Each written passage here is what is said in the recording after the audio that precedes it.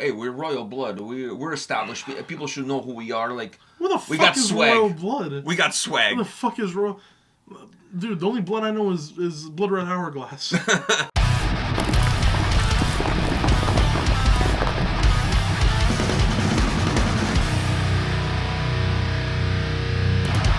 Welcome to another episode from Takedowns to Breakdowns with A&P, and today we're here to talk about the hot topic of the week. Not kick tracks, because that's also a hot topic of the week. A few people, including Ola, have been throwing some bands under the bus for using kick tracks, but not naming who those bands are, just putting in subliminal messages, which I think if you're gonna bring that shit up, then just speak your piece. Yeah.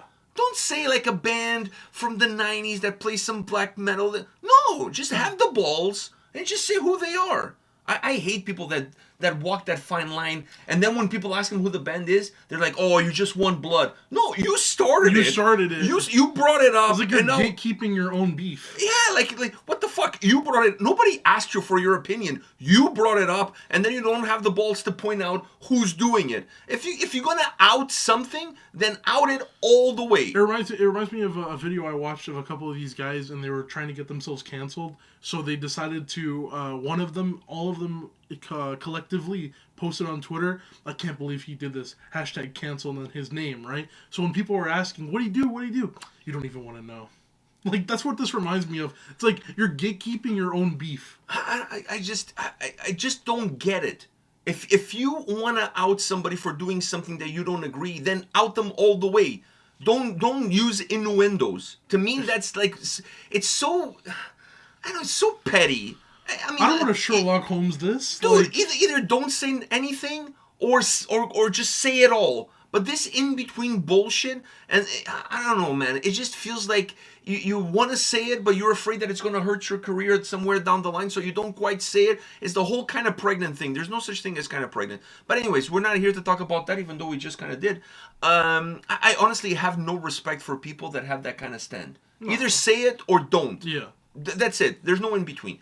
We're here to talk about Royal Blood, which, by the way, I didn't know who Royal Blood was, and apparently neither did the people that attended the festival until this week, until I saw on my feed everybody, Royal Blood, Royal Blood. First I thought it had something to do with Prince Charles. Oh, King Charles. I'm sorry. He's king now.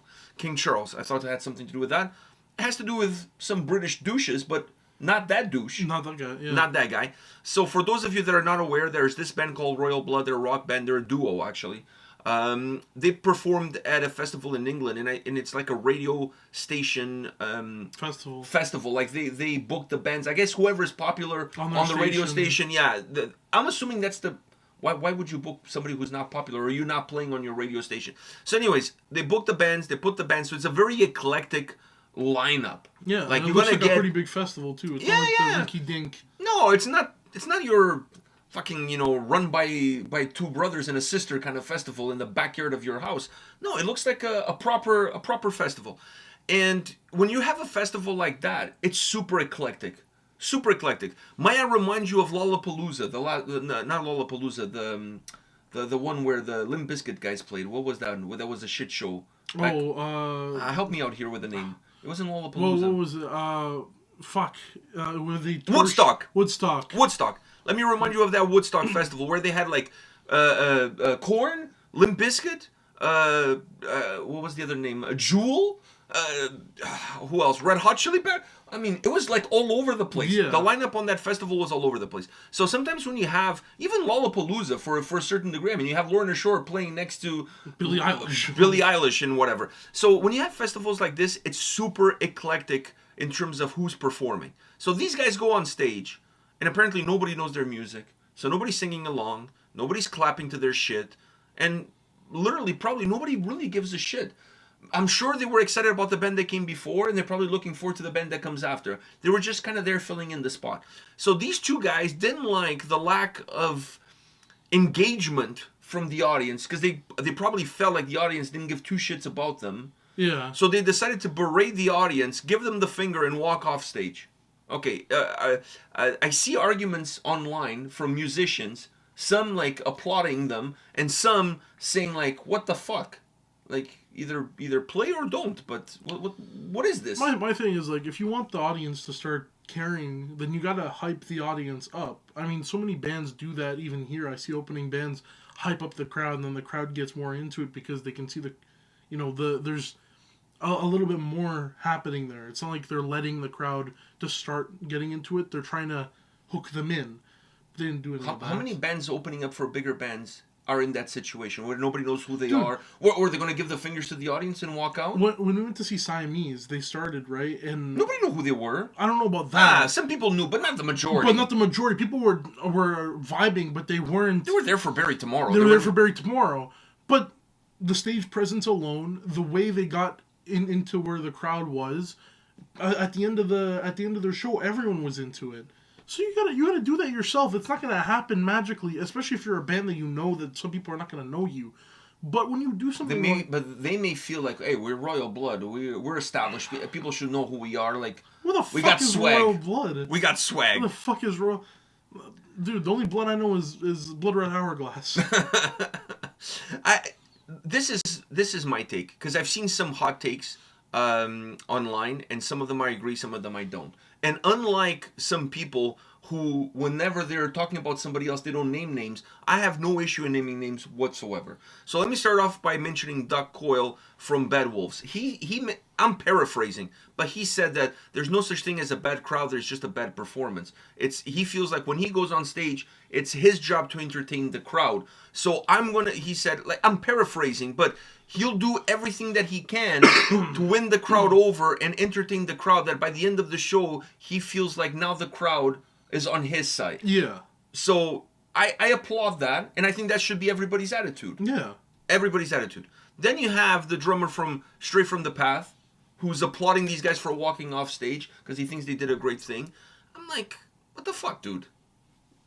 And then he throws in, Oasis have done something like that, or War berates their fans. One thing is you berating your fans when it's part of your shtick. Yeah. That's different. That's you doing something that's expected you to do to fans of you. Like, yeah, but these are people who don't fucking know them. Exactly. Also, Straight From The Path, when we saw them, no one was there for Straight From The Path. People were there for who was with them anyways? Behemoth and Arch Enemy. Behemoth and Arch Enemy. People were there for them. Was it Behemoth and Arch Enemy? No. It was for Under Oath. Under Oath and Spirit Box. People were there for Spirit Box more than Yeah. I would say people were there for Spirit Box. But they got the crowd engaged. Like, he has to take... You can't say that and then do a show like that where your lead singer comes out with all this charisma and he engages the crowd into the songs, makes speeches before a song just to get the crowd into the song, and then does a kick-ass performance like how they did. For me, that night, I didn't care about... it was Under Oath, right? I didn't care about Under Oath, and I didn't care about fucking Spirit Box. I didn't care about Spirit Box even before I got there. Exactly. Those were my guys for the night. That was my favorite performance of the night. And you discovered them that night? And I discovered them that night. Okay, so what about if you're in the front row and you're not clapping for a song and they berate you, give you the finger, and walk off? Dude, but I bet you there was so many people in the front who didn't know what they were. No, I agree. By the third song, I was with them. I agree. It took me a bit, but by the third song, I was fully with them. If they had that impact on me, someone who didn't even know who they were, and I thought they were going to just be that opening band that nobody cares, that no one cared about in Spirit Box.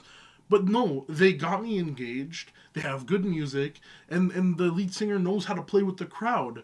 So it's kind of weird for him to say that, because you're with a band that is able to do what you're clapping that these guys can't do. They can't get the crowd engaged. That's why they did that. Because they don't have that type of charisma.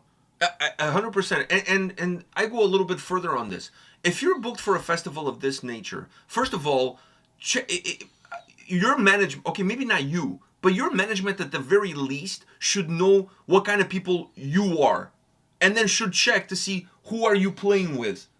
And if it's not going to be good for the band, or if it's something you don't want to do, don't do it. But to take the money, go there and then act like little bitches, which is exactly how they acted. I don't care one way or another. And I'm sure the fans there didn't give two shits that they walk off stage. They didn't care at all. But to me, it just shows lack of professionalism from their end. But I bet you any other band who got that, who would have that stage, it's a huge platform. It's a huge platform. Any Siamese, for a good example, if they were like, hey, listen, we're going to put you guys on this bill. Everybody's asleep. Like sometimes Ben say, like, wake up, everybody's asleep. dude, know your role and work with it. Listen. If they went up to Siamese and like, listen, this festival, it's not gonna have many bands of the same genre of you guys, but it's good pay and it's a big festival. Are you telling me they're gonna like? Nah, you know what? Because the crowd's not going to be... I know, but you're comparing Siamese Royal Blood. Is no comparison there. Royal Blood is a more established... Even though we don't know who they are, they're a more established band. So you can't compare that. In my mind, they're shit. My issue... No, but look, I've never heard of these guys before in my fucking life. My issue with the comments from the dude from Straight From The Path is that, like, he's quoting bands who were disrespectful to their own fans when it's kind of part of their shtick. You know what I mean? And then you have a band like Oasis, or you can even say like bands like Guns N' Roses who did like shitty things to their fans and what.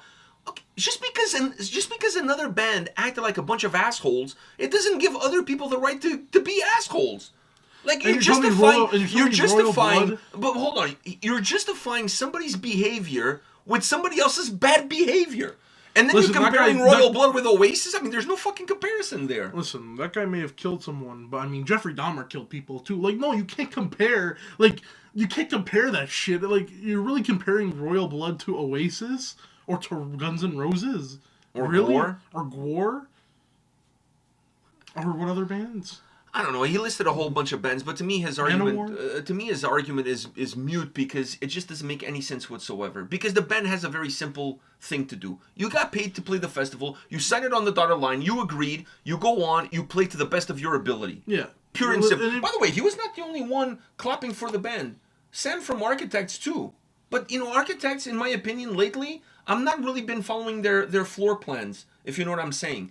I've been a little bit taken back by some of the comments from that band on social media. They seem a little bit detached from reality lately, and there's no surprise that Josh is leaving Architects, and he's going to be dedicating himself 100% to Silosis. Great move by him. But anyways, and once again, see, I'm not afraid of saying names. I'm not Didn't afraid. we out that other band? I'm not afraid of calling people by their name. Didn't we out that other band that about the whole review, the album review? Yeah, but that was on Twitter. I had a Twitter beef with them. Yeah, the Twitter. I didn't out the band. They outed themselves. I was trying to be respectful. They outed themselves.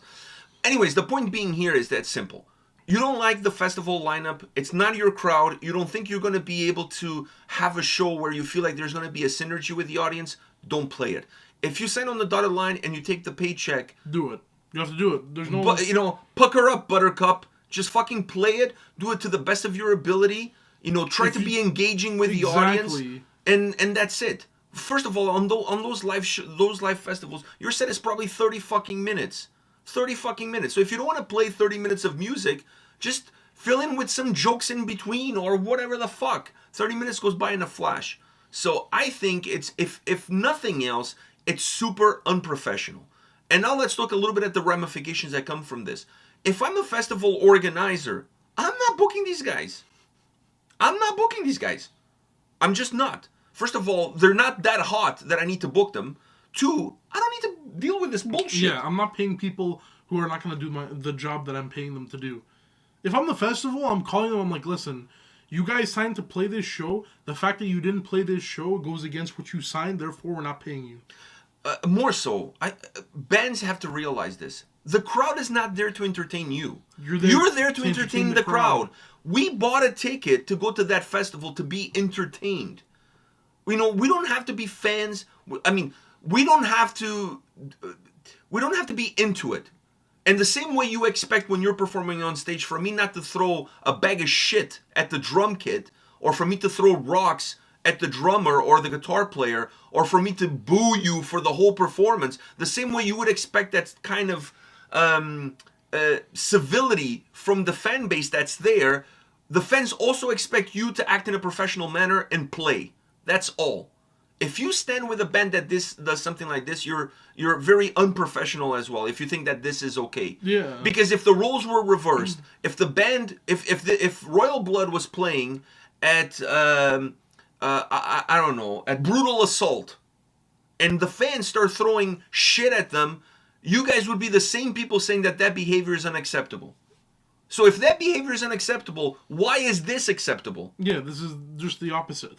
Yeah, I mean, they're not throwing shit at the crowd, but They're flipping off the crowd and but they're verbally assaulting the crowd to a certain extent. So I don't think this is okay. If I'm also a festival now and I'm reading the comments of this stuff, I'm not booking any of the bands that side with them either.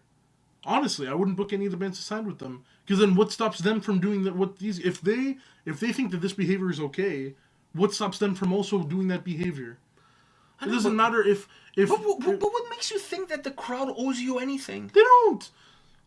But I think when you sign up to do this shit, you need to know that, like, listen, a lot of the bands that are performing today are nothing like us. Therefore, some people are not going to be here for us.